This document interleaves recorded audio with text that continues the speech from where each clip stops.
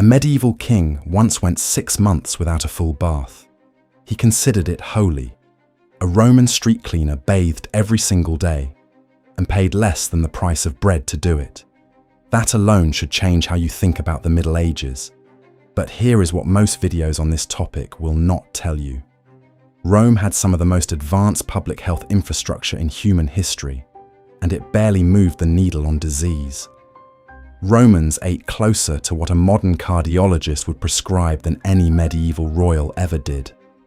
Their gladiators were not fed meat, they were fed barley, and when training ended, they drank ash. And yet Rome quietly poisoned itself. In its wine, in its pipes, in the stunted bones of its own children. This is not a story about who was healthier. It is about what both civilizations reveal the moment you stop reading the official version.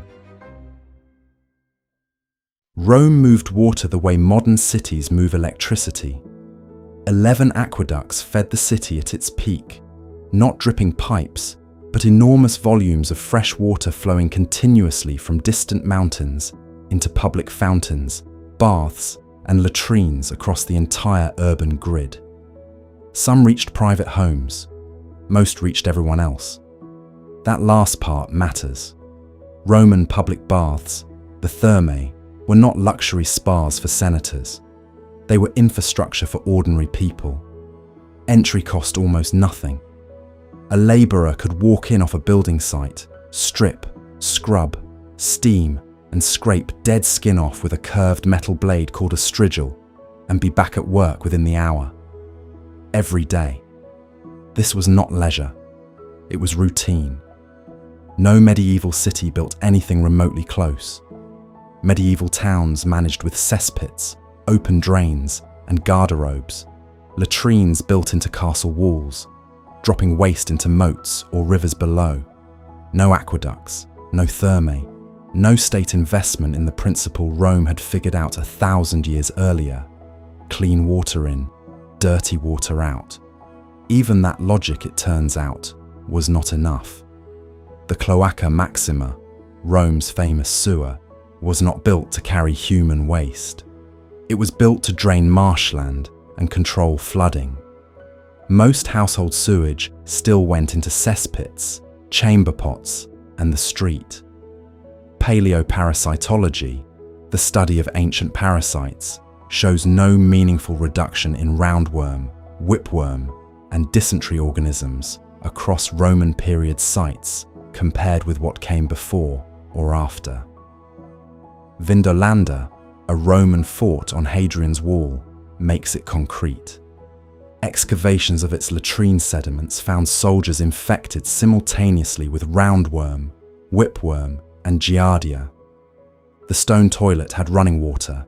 The men sitting on it had chronic gut infections regardless. Rome built the infrastructure. The parasites adapted. In 1993, researchers analyzed the bones of Roman gladiators excavated from a cemetery in Ephesus, modern-day Turkey. They expected to find evidence of a high-protein, meat-heavy diet. Elite fighters, peak physical condition. Surely the Roman equivalent of steak and protein shakes. What they found was barley, beans, grains, a diet almost entirely plant-based, nearly identical to the local civilian population.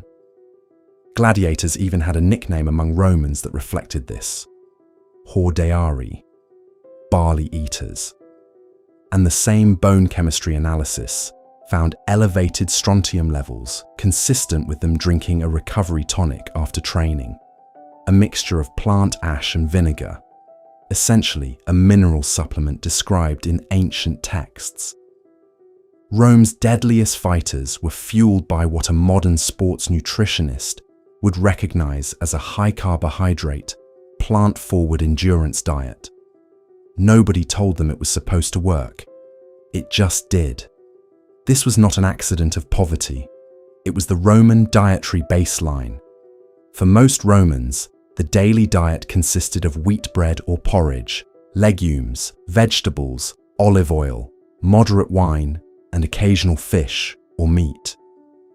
The agricultural writer Cato describes slave rations in precise detail: several kilograms of wheat per month, small amounts of olive oil, salt fish, and cheap vinegar. Monotonous, energy-dense, but low in saturated fat and heavily plant-based. Modern clinical research on Mediterranean-style diets connects exactly this pattern: whole grains, legumes, olive oil, minimal red meat, to lower rates of cardiovascular disease, lower metabolic risk, and longer lifespan. Romans ate this way not because they understood nutrition science. They ate this way because it was cheap, available, and culturally embedded across the empire. They stumbled into one of the healthiest dietary patterns in human history. Then they poured lead into the wine. Romans had a sweetener they used everywhere: in wine, in sauces, in preserved fruit. It was called sapa, or de frutum, and it was made by boiling grape must down in lead vessels until it reduced into a thick, sweet syrup. The longer it cooked, the more lead it absorbed. The more refined the product, the more toxic it became. They knew lead was dangerous. The architect Vitruvius wrote in the 1st century BC that workers exposed to lead fumes grew pale and sick. He recommended ceramic pipes over lead ones for exactly that reason. The warning was recorded. The lead vessels kept cooking. Lead turned up in Roman pipes, cookware, cosmetics, and coins. Bone and tooth analyses of Roman period skeletons show elevated lead levels across the population, with the highest concentrations in urban elites. The people who drank the most wine, ate the most luxury food, and used the most lead-glazed servingware. The toxic irony is precise. The richer the Roman, the more lead they consumed. The popular theory that lead poisoning caused the fall of Rome is almost certainly overstated. Modern historians treat it as background harm, real, cumulative, neurologically and metabolically damaging, but not a single cause. Think of it less like a poison and more like Rome's version of plastic. Everywhere, invisible, slowly doing damage no one was measuring. A skeletal study of 844 individuals from Roman and post-Roman Gaul tells the rest of the story. Roman period skeletons showed shorter femur lengths and significantly more childhood stress markers, dental enamel defects and bone lesions consistent with chronic infection and nutritional disruption than individuals from the post-Roman period. The empire that built aqueducts was stunting its own children. Every documentary about medieval kings shows the same image: enormous tables, whole roasted animals, mountains of meat, rivers of ale, lords eating with their hands while peasants starve outside the gates. The bones tell a different story. Isotopic analysis, a technique that reads the chemical signature of what a person actually ate over years, preserved in skeletal tissue, has been applied to hundreds of medieval skeletons across England. A major Cambridge study examining elites and commoners from the 5th to the 11th century found something historians had not expected. The diet signatures of kings, nobles, and ordinary peasants were broadly similar. Mostly cereals, modest amounts of meat, dairy, and fish. The gap between the richest and the poorest, written into their bones, was far smaller than the manuscripts suggested. Those manuscripts were the problem. Medieval food lists describing royal feasts record staggering quantities, hundreds of animals, thousands of loaves, enough ale to flood a market. But these were not daily menus. They were diplomatic events, political theatre, the equivalent of a state banquet being used as evidence that a president eats that way every night. The church made it even simpler. Medieval Christians were required to fast, meaning no meat and sometimes no eggs or dairy, on roughly 1/3 of all days in the year. Fridays, Saturdays, the entirety of Lent, and dozens of saints' days. Elites substituted expensive fish, almonds, and spiced sauces. The theology was about sacrifice. The biology was accidental calorie and fat restriction for every class simultaneously. Medieval peasants, meanwhile, ate from garden plots year-round: leeks, onions, garlic, cabbage, apples, pears, legumes. Modest, seasonal, more nutritionally varied than the cliché of medieval starvation allows. The groaning banquet table was a propaganda image. The daily diet was much quieter. By the time Henry VIII could no longer walk unaided, his waist measured 54 inches. His legs were so ulcerated that servants had to carry him between rooms on a chair. He was 55 years old. The man who had executed wives and monasteries alike was being destroyed from the inside by what he ate. Henry is the extreme case, but he was not an isolated one. From roughly the 13th century onward, court diets in Northern Europe began shifting in a specific and dangerous direction. Meat more frequently. Organ meats, kidney, liver, brain, prized for richness and status. Sugar, newly available and extravagantly expensive, worked into sauces, desserts, and wine. Less physical labor as warfare became more administrative. More sitting, more eating, less moving. The result was predictable. Gout, caused by uric acid crystals accumulating in joints, driven by heavy consumption of red meat, organ meats, and alcohol, became so common among European elites that medieval physicians called it the disease of kings. It was not said as a warning, it was said as a compliment. Suffering from gout meant you could afford to eat in the way that caused it. This is where the comparison with Rome sharpens into something precise. A Roman senator's luxury risk was lead-sweetened wine, invisible, cumulative, metabolic.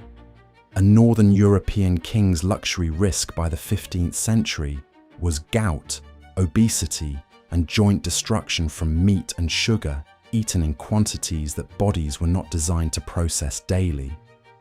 A study of 871 European rulers found that Mediterranean kings consistently outlived their northern counterparts.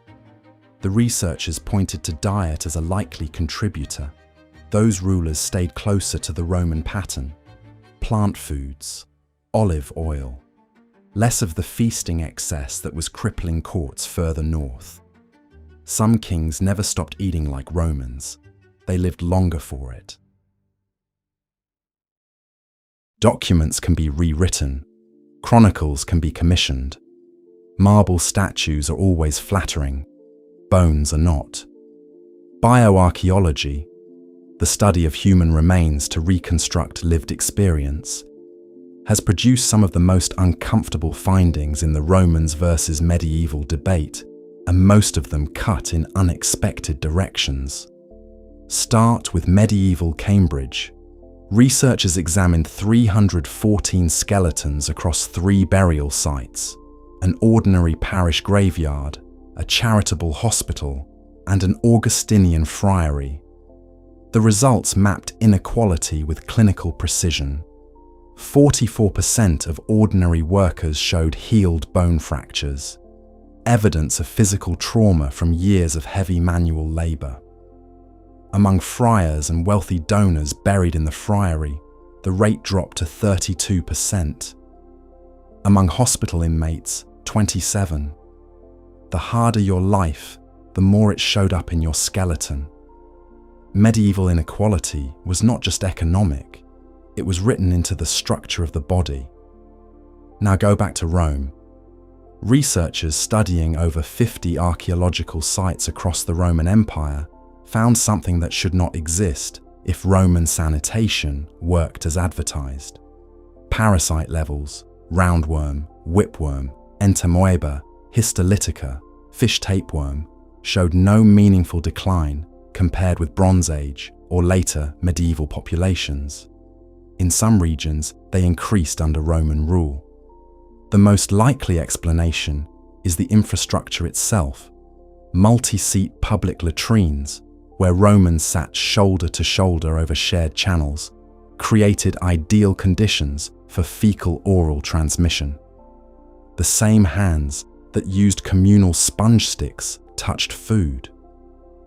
Baths that were not cleaned frequently enough circulated contaminants. The system designed to remove filth was simultaneously spreading it. Rome did build one genuinely effective medical structure: the valetudinarium. Military field hospitals, deployed with legions, with segregated wards, drainage, and organized triage. The first systematic military medical service in history. No medieval army came close to replicating it. It kept soldiers functional. It did not solve the parasites. Nobody. And that is the only honest answer. Rome built infrastructure no medieval state matched. Their default diet was accidentally excellent. Their military had organized hospitals. Their cultural emphasis on regimen, diet, bathing, exercise as daily practice was the closest thing the ancient world produced to preventive medicine. And Rome was riddled with intestinal parasites, chronically poisoning its own elites through their wine, and stunting children in its most advanced cities through the sheer density of urban infection. Early medieval kings were not the caricature. Isotopic data shows their daily diets looked broadly similar to their peasants. Cereal-based, modest in meat, periodically restricted by church fasting. The groaning feast table was theatre, not nutrition. Later, medieval and early modern kings, particularly in Northern Europe, were closer to the caricature than any Roman ever was. Sedentary, meat-heavy, sugar-dosed, gout-ridden. Their bodies accumulated the consequences of wealth in ways that a moderately active Roman eating bread, beans, and olive oil simply did not. So here is the sharpest version of the comparison that the evidence actually supports. A moderately active Roman citizen on a standard Mediterranean diet was probably in better metabolic shape than a sedentary 15th century Northern European king eating at a full court. That comparison holds.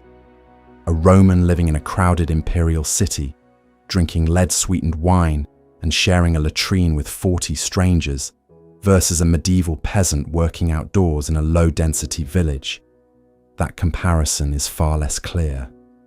Different environments, different trade-offs, different ways of being slowly destroyed. Health has always been a class system dressed as a civilization. Rome had one version.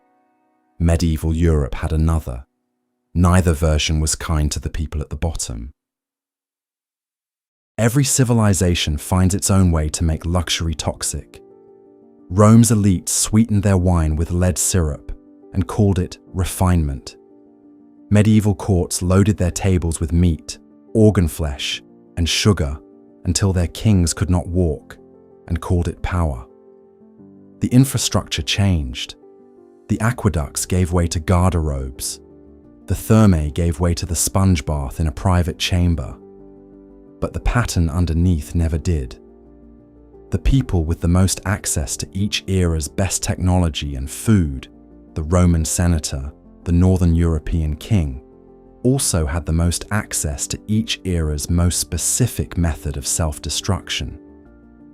And the people at the bottom of both systems got neither the benefits nor the glamorous diseases.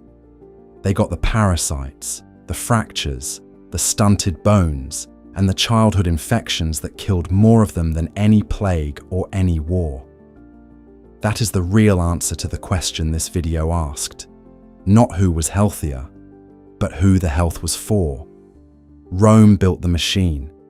Medieval Europe inherited the ruins. Neither one built it for everyone. If that changes how you think about history, about who progress actually serves, subscribe. Every video on this channel exists to find the version of the past that does not make it into the textbooks. Do not miss what we cover next.